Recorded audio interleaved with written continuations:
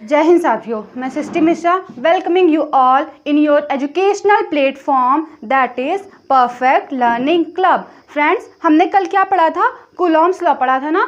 आज हम उसके आगे थोड़ा सा पढ़ेंगे, ठीक है।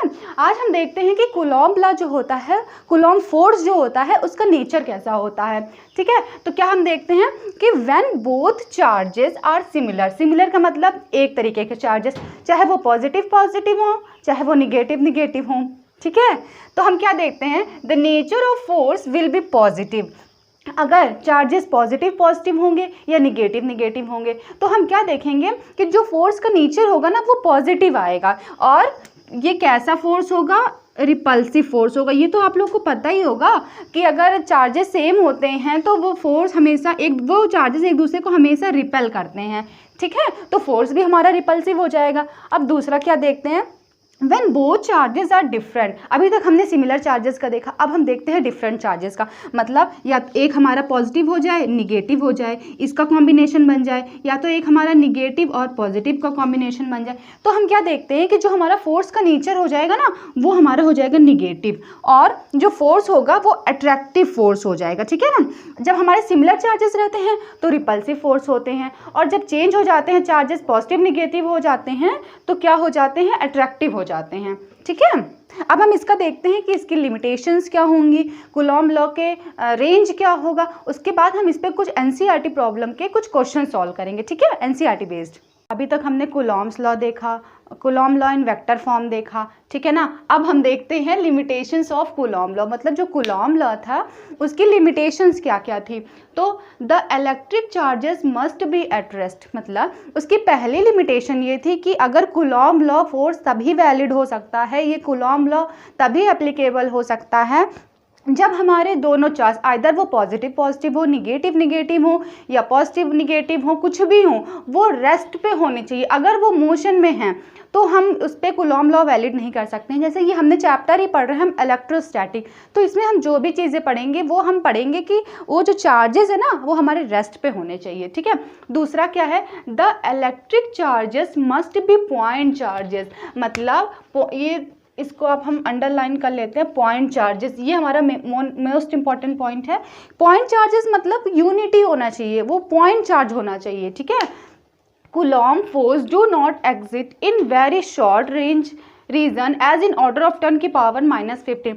अगर जो कूलॉम फोर्स है वो 10 की पावर -15 मीटर से ऊपर का होना चाहिए, दैट इज़ 1 टर्मी के ऊपर होना चाहिए। अगर हमारा फोर्स इसके नीचे आ जाता है तो वो हमारा वैलिड नहीं होगा। और Coulomb law force also do not exist in long range and for infinity charge, और ये इन्फिनिटी तक जाता है, लेकिन इसकी जो मिनिमम होती है रेंज वो 10 की पावर -15 मीटर होती है, और मैक्सिमम ये इन्फिनिटी तक जाता है, ठीक है। अब हम देखते हैं एक क्वेश्चन सॉल्व करते हैं। एनसीईआरटी टेक्स्ट बुक का फर्स्ट क्वेश्चन हम लेते हैं, ठीक है। What is the first question? What is the force between two small charges. यहाँ पे हमारे पास कितने चार्जेस हैं? 2 चार्जेस हैं, ठीक है।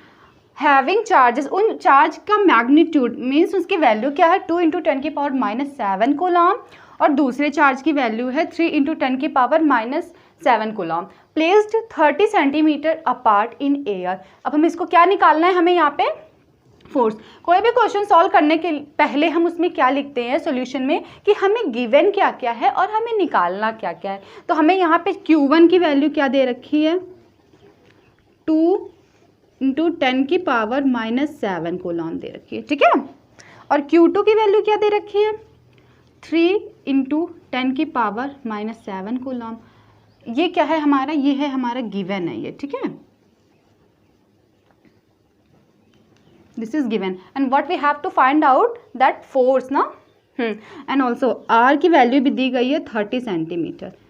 We will convert this centimetre into metre, that is 0. क्या करेंगे हम इसको? 0.3 मीटर्स हो जाएंगे, ओके।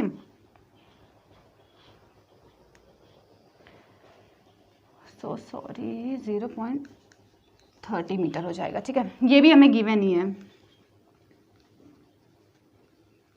अब हमें निकालना क्या है? Force, that is F we have to find out, ठीक है। हाँ, हम क्या जानते हैं यहाँ पे? तो हमें कहीं जगह ही नहीं बची, इसके लिए मुझे यहाँ पे इरेज करना पड़ेगा। कहाँ पे इरेज करूँ, क्या क्वेश्चन रहने देती हूँ, यहीं पे इरेज कर देती हूँ। ठीक है, पहले हम इसका एक बार फिगर देख लेते हैं कि इसका फिगर कैसे बनेगा।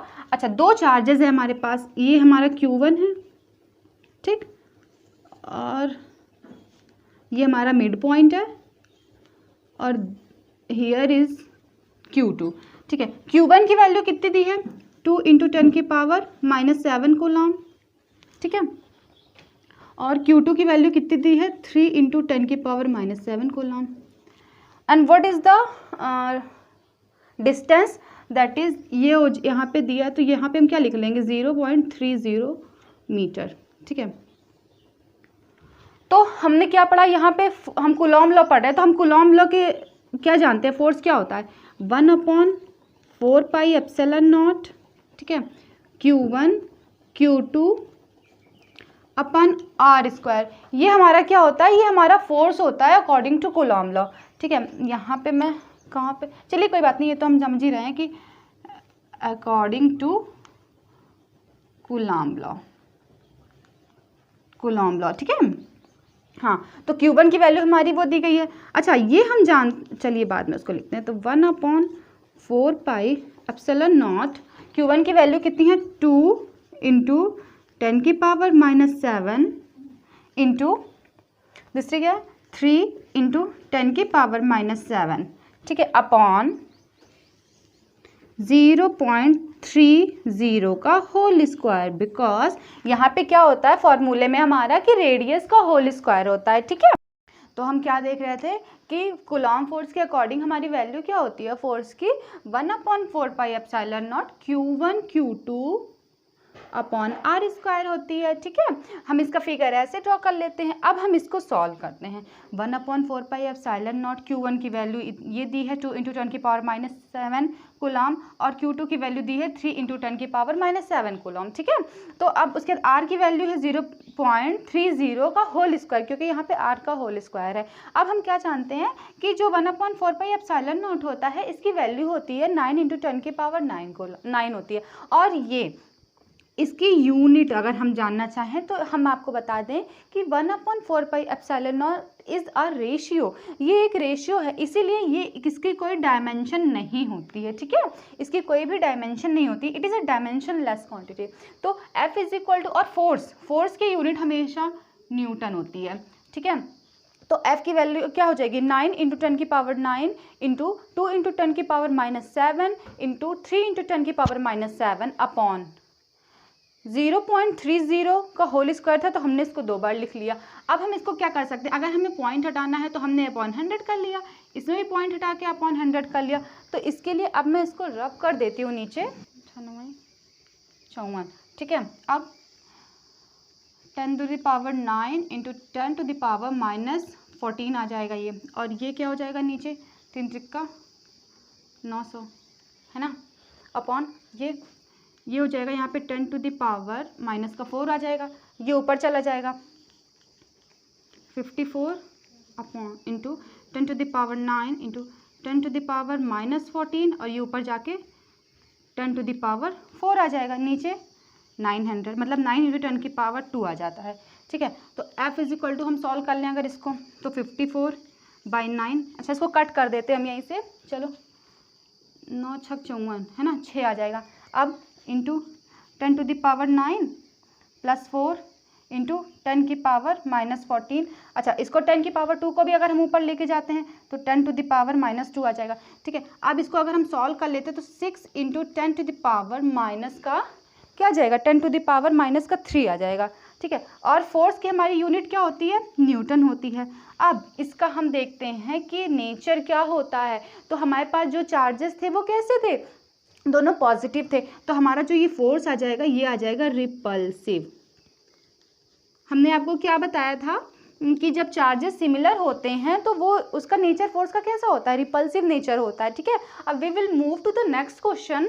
फ्रेंड्स, अब हमारा ये नेक्स्ट क्वेश्चन है, एनसीईआरटी का क्वेश्चन है, एनसीईआरटी टेक्स्ट बुक का क्वेश्चन नंबर 2 है। ठीक है, हम पहले आप लोग को थ्योरेटिकल पढ़ाएंगे, उसके बाद उस टॉपिक से रिलेटेड जितने भी एनसीईआरटी के क्वेश्चंस होंगे वो हम लोग देखेंगे। ठीक है, तो नेक्स्ट मतलब ये सेकंड क्वेश्चन है हमारा, What is the question? The electrostatic force on a small sphere of charge 0.4 microcoulomb due to another small sphere of charge minus of 0.8 microcoulomb. मतलब यहाँ पे भी हमारे पास दो चार्जेस है, एक 0.4 माइक्रोकुलम है और दूसरा नेगेटिव ऑफ 0.8 माइक्रोकुलम है इन एयर, और फोर्स की वैल्यू क्या दी गई है? 0.2 न्यूटन दी गई है। फर्स्ट क्वेश्चन क्या है हमारा? What is the distance between two sphere, मतलब हमको उन दोनों के बीच की डिस्टेंस निकालनी है। और दूसरे में क्या है कि हमें फोर्स निकालना है सेकेंड स्फीयर से, सेकेंड स्फीयर पे ड्यू टू फर्स्ट। हमने जब वेक्टर फॉर्म देखा था तो हमने देखा था कि फर्स्ट ड्यू टू सेकेंड और सेकेंड ड्यू टू फर्स्ट, ठीक है। तो हमारे यहाँ पे गिवन क्या है, पहले हम देख लेते हैं गिवन क्या क्या है। Q1 की वैल्यू दी गई है 0.4 माइक्रोकुलम, ठीक है। Q2 की वैल्यू क्या दी गई है? Minus of 0.8 microcoulomb. अच्छा, ये जो निगेटिव साइन है इससे हमारे मैग्नीट्यूड पे कोई फर्क नहीं पड़ेगा। ये क्या शो कर रहा है? Negative direction, sorry negative sign shows only the opposite direction, ठीक है ना। निगेटिव साइन हमारा क्या शो करता है? केवल निगेटिव अपोजिट डायरेक्शन को शो करता है।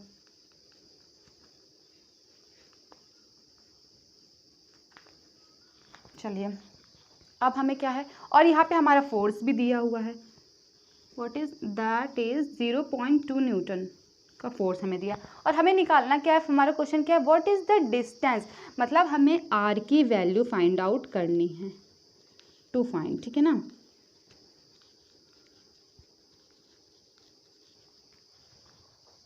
ठीक है ना। अब हमें Q1 दे दिया है, Q2 दे दिया है, फोर्स। अब देख लीजिए एक बार इसका फिगर देख लेते हैं हम। मान लीजिए यहाँ पे हमारा Q1 है, ये हमारा मिड पॉइंट है, और ये हो गया हमारा Q2 हो गया, ठीक। हमें इसके बीच की जो डिस्टेंस है ना, यही हमें निकालनी है। We have to find out the radius, मतलब डिस्टेंस। और हमें जो इसका फोर्स दिया गया, ये निगेटिव है हमारा, ये हमारा पॉजिटिव है, तो फोर्स कैसा होगा? अगर हम इसका फोर्स देख लेते हैं तो फोर्स हमें दिया है 0.2 न्यूटन का, ठीक है। हमें इसकी रेडियस निकालनी है। चलिए बोर्ड भर गया, इसके लिए मुझे यहाँ पे रफ करना पड़ेगा। तो हम क्या जानते हैं कि कूलॉम लॉ क्या होता है? F is equal to 1/4 pi epsilon naught Q1 Q2 upon R square. तो यहाँ पे हमें फोर्स भी गिवन है और इसकी हम वैल्यू भी जानते हैं, ये हमारा कांस्टेंट होता है। Q1 और Q2 दोनों दिया हुआ है, ठीक है। बस हमें R स्क्वायर से R की वैल्यू फाइंड आउट करनी है, मतलब हमें R की वैल्यू फाइंड आउट करनी है, ठीक है। तो हमने F की वैल्यू लिखी 0.2 न्यूटन, और इसकी वैल्यू 1/4 पाई एप्सिलॉन नॉट की वैल्यू होती है 9 × 10 की पावर 9, ठीक है। और Q1 की वैल्यू दी है 0.4। हाँ, वहाँ पे मैं लिखना भूल गई थी, यहाँ पे लिख देती हूँ कि वहाँ पे क्या दिया हुआ था एक्चुअली, 0.4 माइक्रोकुलम, है ना। और हम जो यहाँ पे सॉल्व करते हैं क्वेश्चन, वो कुलाम में सॉल्व करते हैं। हमने यहाँ पे इसको माइक्रोकुलम से कुलाम में कन्वर्ट कर लिया, तो ये क्या हो जाएगा? 0.4 × 10 टू द पावर -6 हो जाएगा कुलाम, ठीक है। ऐसे ही हमने 0.8 को भी माइक्रोकुलाम को कुलाम में चेंज किया, 0.8 × 10 टू द पावर -6 कुलाम हो गया। हमने यहाँ पे लिख दिया 0.4 × 10 की पावर -6 हो गया, और ये 0.8 × 10 की पावर -6 अपॉन R स्क्वायर। हमें R स्क्वायर की वैल्यू चाहिए, हम R स्क्वायर को इधर ले जाएंगे और 0.2 को हम यहाँ पे लेके आएंगे, ठीक है। तो हम R स्क्वायर को यहाँ लेके गए, ऊपर पूरी की पूरी क्वांटिटी हमने as it is write down कर दी है। हमने R स्क्वायर को जब हमने यहाँ पे सॉल्व किया तो ये 0 से 0 ये कटा, तो यहाँ आया 2 आ गया, ठीक है। अब यहाँ पे अगर हम अपॉन कर दें, यहाँ पे 10 टू द पावर -1 आ जाएगा। जब इसको सॉल्व करेंगे क्या हो जाएगा?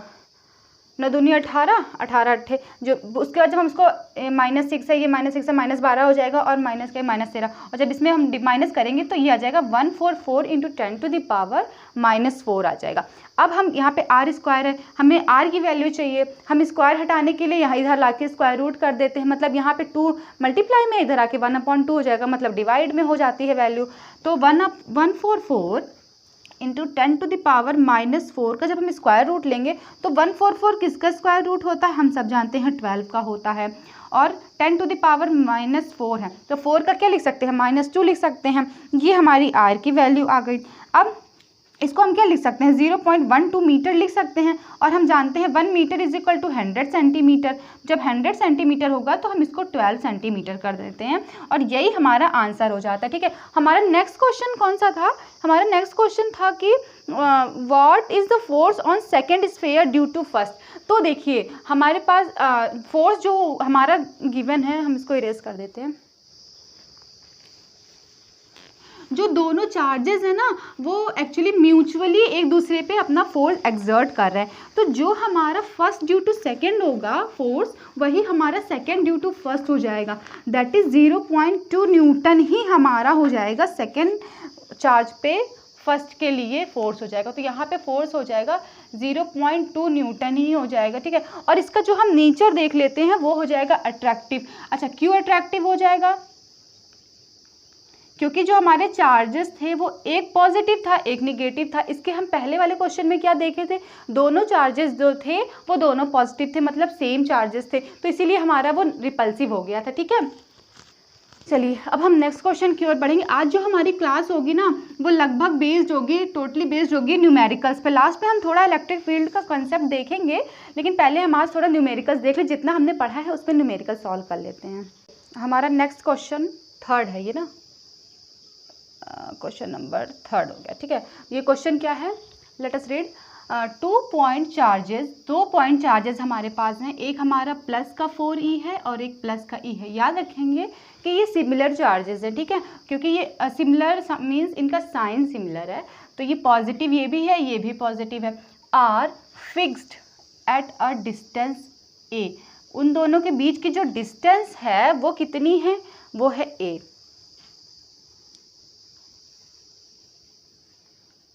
Where should third point charge Q be placed, मतलब हम तीसरा एक चार्ज ले लेते हैं Q, उसको हम कहाँ रखेंगे, ऑन द लाइन जहाँ पे हमने इन दोनों को रखा है चार्जेस, उन दो, मान लीजिए हमने यहाँ 4e ले लिया यहाँ e ले लिया, तो इन दोनों के बीच में हम कहाँ Q रख दें कि हमारा जो ये चार्ज है तीनों वो इक्विलिब्रियम में आ जाए। ठीक है, in which case, next question कर रहा है कि in which case the equilibrium will be stable and unstable.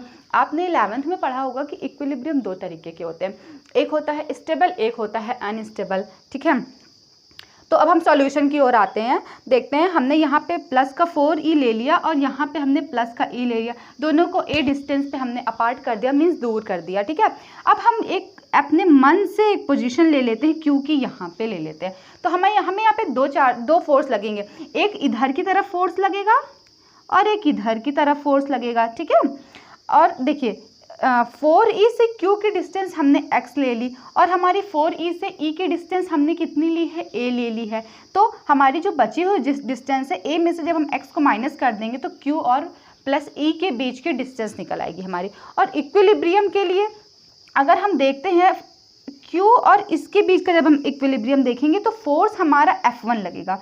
ठीक है, तब हम इसके बीच का इक्विलिब्रियम निकाल पाएंगे, और जब Q और E के बीच का इक्विलिब्रियम लिखेंगे तो हमारा F2 फोर्स लगेगा। ठीक है ना, तो हम इसके लिए आगे सॉल्व करने के लिए हम इसको रब कर देते हैं।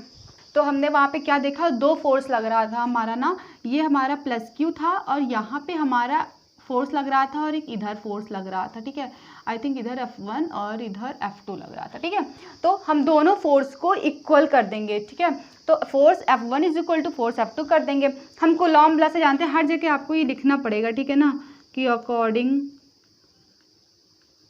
टू कूलॉम लॉ 1/4πε0, तभी आपको ये सारी हर क्वेश्चन में अगर आप फॉर्मूला लिखेंगे तभी आपको क्वेश्चन वैल्यूज़ याद होंगी। तो 1/4πε0 Q1 Q2 upon R square होता है। तो हमारा यहाँ पे क्या था, यहाँ पे जो हमने फिगर बनाया था प्लस e था और यहाँ हमारा केवल e था, तो हम पहले 4e और q के बीच में देख लेते हैं। 1/4πε0 4e into Q upon x square, क्योंकि इनके बीच की डिस्टेंस हमारी x थी, फिगर में हमने बताया आपको, और 1/4πε0 e into Q upon a minus x का होल स्क्वायर हो जाएगा। अब हम क्या करते हैं, 1/4πε0 से 1/4πε0 कटा, Q से Q कट गया, E से E कट गया, हमारा क्या बचा 4। अब क्या करेंगे, इसको मल्टीप्लाई कर देंगे तिरछा, तो 4 इंटू a माइनस एक्स का whole square is equal to, ये उधर चला जाएगा, एक्स स्क्वायर बचा। हम क्या करते हैं, देखिए ये हमारी ऐसी क्वांटिटी है कि हम दोनों साइड स्क्वायर रूट ईजिली ले सकते हैं, ठीक है, क्योंकि ये 2 का स्क्वायर है हमारा, तो taking square root on both side, हमने बोथ साइड स्क्वायर रूट ले लिया, क्या आ गया, ये 4 का आ गया 2, a माइनस एक्स का स्क्वायर था इसलिए a माइनस एक्स, और ये x स्क्वायर था, हम प्लस माइनस एक्स लेते हैं, ठीक है ना, तो इसको मल्टीप्लाई किए तो 2a minus 2x is equal two plus minus. अच्छा, हमको ये बताइए कि क्या आपने कभी पढ़ा है कि डिस्टेंस निगेटिव होती है। आपने 11th में देखा होगा, ये मेजरमेंट एंड डायमेंशंस में पढ़े होंगे कि जो हमारी डिस्टेंस होती है, हम कहते हैं कि हम 1 किलोमीटर चले, कभी हम कहते हैं कि हम निगेटिव 1 किलोमीटर चले, नहीं, ऐसा कभी नहीं होता, हमेशा डिस्टेंस जो होती है वो हमेशा पॉजिटिव होती है, तो इसलिए हम इसमें से निगेटिव को ना लेके सिर्फ पॉजिटिव को लेंगे, तो 2a minus 2x is equal to x हो गया। हम इसको इधर ले गए तो 2a is equal to x plus 2x, क्या हो जाएगा, ये 2a is equal to 3x हो जाएगा, तो x की वैल्यू 2/3 इंटू a, मतलब कि जो हमने लिया था, फिगर बनाया था 4e और यहाँ पे q लिया था और यहाँ पे e लिया था, मतलब 4e से q की डिस्टेंस कितनी होगी, 2/3 इंटू a हो जाएगी, ठीक है। अब हम देखते हैं जो इसका नेक्स्ट क्वेश्चन, सेकंड पार्ट था इस क्वेश्चन का, वो देखते हैं। Firstly I have to rub this. हमारा सेकंड क्वेश्चन क्या कह रहा था कि हमें बताना है Q का स्टेबल और अनस्टेबल। तो हमने फिगर क्या देखा था, यहाँ पे हमने प्लस 4e लिया था, यहाँ हमने e लिया था। हम एक कंसीडर करते हैं जो हमारा Q चार्ज है वो हमारा पॉजिटिव है, ठीक है। तो क्या होता है कि अगर हम इस Q चार्ज को E की तरफ स्लाइटली डिस्प्लेस करते हैं, स्लाइटली मतलब थोड़ा सा डिस्प्लेस करते हैं, तो क्या होगा भाई, ये हमारा मार्कर है, हम इसको कोई चीज़ हमने रखी और यहाँ पे इधर की ओर बढ़ा दिया, तो इधर वजन बढ़ जाएगा, मतलब इधर की तरफ फोर्स बढ़ जाएगा, तो ठीक है। तो मतलब हमारा जो F1 फोर्स है, सॉरी इधर F1 जो फोर्स है वो डिक्रीज कर जाएगा, और इधर की तरफ वाला फोर्स जो होगा F2 होगा वो इंक्रीज कर जाएगा, ठीक है। तो और हमारा नेट फोर्स कैसे निकलता है, हमने क्वेश्चंस जब लगाएंगे आगे तो देखेंगे, जो हमारा नेट निकलता है वो F2 माइनस F1 निकलता है, ठीक है। तो जो F2 माइनस F1 होगा वो लेफ्ट की तरफ डिक्रीज, वो लेफ्ट की तरफ लगेगा, क्यू पे लगेगा लेकिन लेफ्ट की तरफ लगेगा, क्यों, क्योंकि F2 तो इधर का इंक्रीज कर रहा है ना, तो इक्विलिब्रियम हो जाएगा ये, क्योंकि जब मान लो इधर ज़्यादा रहेगा, इधर ज़्यादा हो रहा है, फिर इधर नॉर्मल हो जाएगा, जब दोनों चीज़ें बराबर हो जाएंगी, फोर्स जब इधर भी उतना ही लगेगा, इधर भी उतना ही लगेगा, जब इधर की तरफ बढ़ जाएगा फोर्स तो क्यों हमारा स्टेबल हो जाएगा, ठीक है ना। तो इस केस में पूछा था क्वेश्चन कि हमारा जो चार्ज है वो स्टेबल है कि अनस्टेबल है, तो इस क्वेश्चन में हमारा जो चार्ज है वो स्टेबल पोजिशन पे है। ये हमारा नेक्स्ट क्वेश्चन है, ये क्वेश्चन NCERT का नहीं है, ठीक है। चलिए, क्या है, a particle of mass m, एक कोई पार्टिकल है जिसका मास m है, and carrying charge of minus q is moving around the charge plus q, कह रहा है कोई प्लस q चार्ज है, उसके चारों तरफ एक निगेटिवली चार्ज जो है वो घूम रहा है अलोंग द सर्कुलर पाथ में, मतलब गोले में, गोल गोल ऑफ रेडियस r, उसके बीच के जो उसकी जो डिस्टेंस है, मतलब Q2 और Q1 की जो डिस्टेंस है वो हमारी r है। हमें प्रूफ क्या करना है, prove that the period of revolution, मतलब जो वो चक्कर लगा रहा है of the charge minus Q1 about plus Q2, मतलब हमें प्रूफ करना है कि जो हमारे t है ना, टाइम पीरियड, वो हमारा क्या आता है कि t इज इक्वल टू √16 पाई का cube epsilon not m r cube upon Q1 Q2, ये हमें प्रूफ करना है। तो क्वेश्चन में क्या कह रहा है, कोई एक पार्टिकल है जिसका मास जो है, इसका मास कितना है m है, और ये पॉजिटिव है, ठीक है, और माइनस का Q1 चार्ज है जो r डिस्टेंस पे, r डिस्टेंस है ना, अब रेडियस r रेडियस पे मूव कर रहा है Q1, और जो ये Q1 माइनस का Q1 चार्ज मूव कर रहा है, इसकी वेलोसिटी क्या है, v वेलोसिटी से ये मूव कर रहा है, तो हमें इसका टाइम पीरियड निकालना होगा। अच्छा, ये देखिए ये सर्कुलर मोशन में मूव कर रहा है, तो हम देखिए है ना, समझ में आ रहा है ना कि फोर्स ये जो लग रहा है इसमें सेंट्रीपिटल फोर्स लग रहा है, क्योंकि सर्कुलर मोशन में जब मूव करता है कोई चार्ज तो वहाँ पे सेंट्रीपिटल फोर्स लगता है। अब हम इसका सोल्यूशन देखते हैं।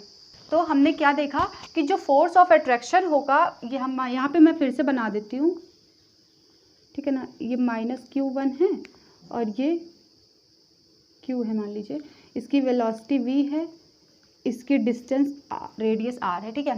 तो इसमें सर्कुलर मोशन में मूव कर रहा है, तो क्या लगेगा, सेंट्रीपिटल फोर्स लगेगा। तो force of attraction between two charges के बीच में फोर्स क्या होता है, कूलॉम्स लॉ से। तो 1/4πε0 Q1 Q2 upon R square. एक सेकेंड मैं देख लेती हूँ फोर्स कौन कौन, हाँ Q1 Q2 upon R square, और ये mv स्क्वायर बाई R होता है सेंट्रीपिटल फोर्स, ठीक है। तो हमें क्या, देखो एक R से एक R कैंसिल हुआ, इसको हम क्या लिख सकते हैं, 4πε0 Q1 Q2 upon R is equal to mv square. हमें किसकी वैल्यू चाहिए, अगर हम v की वैल्यू निकाल लेते हैं यहाँ से तो क्या, m यहाँ पे आ जाएगा, v स्क्वायर अगर हम वैल्यू निकालना चाहें तो क्या हो जाएगा, 1/4πε0 Q1 Q2 अपॉन mr हो जाएगा, है ना। अब हम क्या करते हैं, टेकिंग स्क्वायर रूट,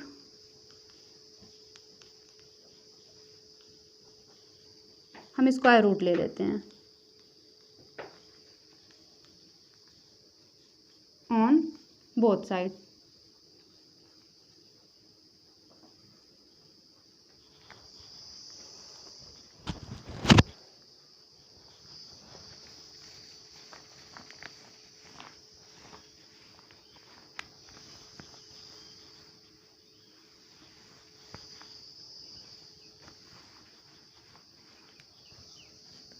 क्या हो जाएगी v की value, √1/4πε0 Q1 Q2 upon mr हो जाएगी। अच्छा, सिंस हम क्या जानते हैं, हमारा जो टाइम पीरियड होता है,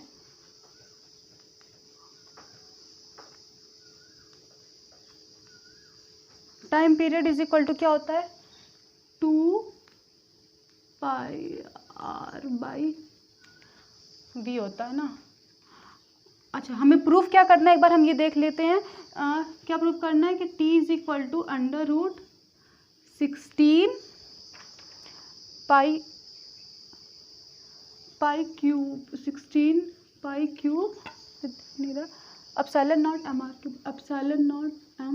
mr cube upon Q1 Q2, ये हमें प्रूफ करना है। हम टाइम पीरियड का फॉर्मूला ये जानते हैं, ये हमारा फॉर्मूला होता है टाइम पीरियड का, ठीक है। तो t इज इक्वल टू रखते हैं 2πr, रखो इसको 1/4πε0 Q1 Q2 अपॉन mr हो गया।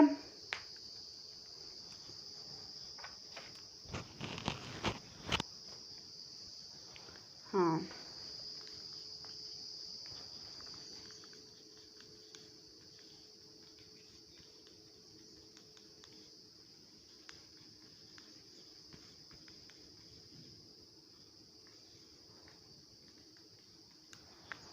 ठीक है। और जब हम इसको कम्प्लीटली सॉल्व कर लेंगे ना, तो यही चीज़ प्रूव होके आ जाएगी।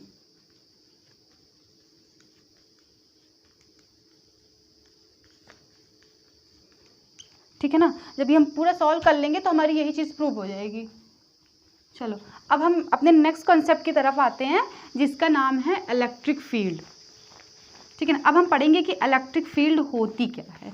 अब हम कौन सा टॉपिक पढ़ने जा रहे हैं, इलेक्ट्रिक फील्ड। चलिए देखिए, जो इलेक्ट्रिक फील्ड होती है ना, is similar as magnetic field. जैसे अगर हमने यहाँ पे, पहले हम मैग्नेटिक फील्ड समझ लेते हैं, उससे हम कोरिलेट करके इलेक्ट्रिक फील्ड आपको बताएंगे। ठीक है, जैसे मान लीजिए हमने यहाँ पे कोई मैग्नेट रख दिया और इसके पास में हम यहाँ पे मान लीजिए कुछ आयरन नेल्स लेके आते हैं, ठीक है ना, आयरन रॉड ले लेते हैं, तो हम क्या देखेंगे कि ये दोनों आपस में डायरेक्टली कॉन्टेक्टेड नहीं है, लेकिन फिर भी ये अपना फोर्स इस पे इन्फ्लुएंस कर रहा है। अगर हमारे यहाँ पे मान लीजिए मैंने एक मैग्नेट ले लिया और यहाँ पे कोई आयरन नेल ले ली, तो देखेंगे अगर हमारा ये अगर हमने आयरन नेल और ये पॉजिटिव अगर दो मैग्नेट ही अगर ले लेते हैं, मान लीजिए पॉजिटिव होंगे तो पास में आ जाएंगे, निगेटिव होंगे तो दूर रह जाएंगे। अगर मैग्नेट और आयरन नेल ले लेते हैं तो वो दोनों एक दूसरे की तरफ अट्रैक्ट हो जाएंगे। क्यों? क्योंकि जो ये मैग्नेट है, ये अपना जो फोर्स है वो चारों तरफ अपनी फील्ड को इन्फ्लुएंस कर रहा है, मतलब इसकी फील्ड जो है वो यहाँ तक है। अगर हमारा मैग्नेट यहाँ पे रखा हुआ है, हम आयरन रॉड यहाँ पे लेके आ गए, नेल्स यहाँ लेके आ गए, तब ये अपने तरफ इसको अट्रैक्ट नहीं करेगा, क्योंकि जो इसकी फील्ड है वो यहीं तक है। ठीक है, ऐसे ही सेम टू सेम होती है हमारी इलेक्ट्रिक फील्ड। इलेक्ट्रिक फील्ड में क्या होता है, मान लीजिए हम कोई चार्ज लेके आए, पॉजिटिव कोई भी, मान लीजिए यहाँ पे कोई चार्ज हम ले लिए, मान लीजिए कोई चार्ज ले लिए, क्यू ले लिए, तो हम इसको चेक करने के लिए एक टेस्टिंग चार्ज लेके आते हैं जिसको हम बोलते हैं क्यू नॉट। अगर इसकी वजह से इसमें कोई फ़र्क दिखाई पड़ता है, मतलब कोई चेंजेस आती हैं, ठीक है ना, तो यहाँ पे यहाँ तक अगर कोई इसका इन्फ्लुएंस आता है तो हम कह देंगे कि यहाँ पे हमारी इलेक्ट्रिक फील्ड काम कर रही है। जैसे E इज इक्वल टू हम जानते हैं फोर्स अपॉन क्यू नॉट होता है, कि जो ये इलेक्ट्रिक फील्ड है, ये फोर्स, कितना फोर्स ये एग्जर्ट कर रही है और ये इसके कितने फोर्स के थ्रू ये इसके इन्फ्लुएंस में आ रहा है, यही हमारी इलेक्ट्रिक फील्ड होती है।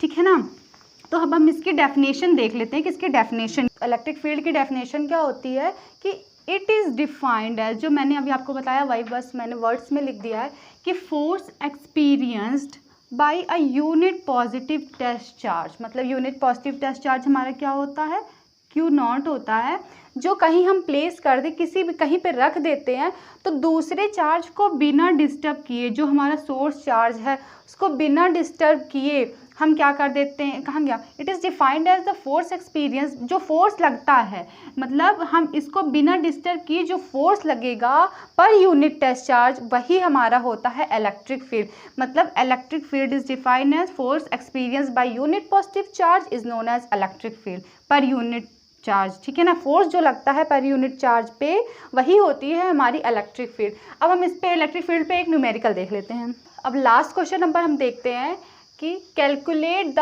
Electric field. अभी हमने इलेक्ट्रिक फील्ड पढ़ा, तो अब हम उसी पे एक न्यूमेरिकल देख लेते हैं। Calculate the electric field strength required to just support a water drop. ठीक है ना, कोई वाटर की एक ड्रॉप है, उसको सपोर्ट करने के लिए, और उसका मास कितना दिया हुआ है, 10⁻³ kg दिया गया है, और उस वाटर ड्रॉप का चार्ज कितना है, 1.6 × 10⁻⁻19 कूलाम है। तो गिवन, हमने आपको क्या कहा था, सबसे पहले हम क्या लिखते हैं, गिवन लिखते हैं। ठीक है ना, तो गिवन क्या है कि m is equal to 10⁻³ kg दिया है, Q की वैल्यू 1.6 × 10⁻⁻19 कूलाम दी गई है।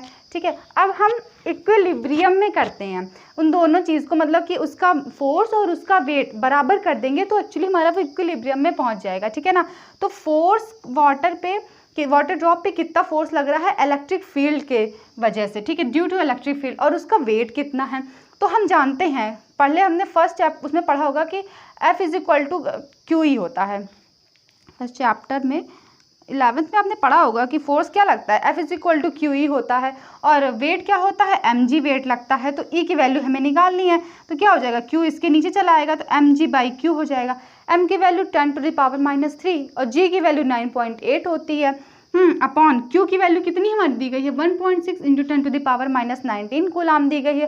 जब हम इसको सॉल्व कर लेंगे तो ये अपॉन 10 कर लेते हैं, ये हमारा ऊपर चला जाएगा, 10⁻+19 हो जाएगा ये। जब इसको सॉल्व करेंगे तो 6.125 × 10⁻16 न्यूटन पर कूलाम। हाँ, इलेक्ट्रिक फील्ड की जो यूनिट होती है, मैं सॉरी बताना भूल गई आपको, वो न्यूटन पर कूलाम होती है।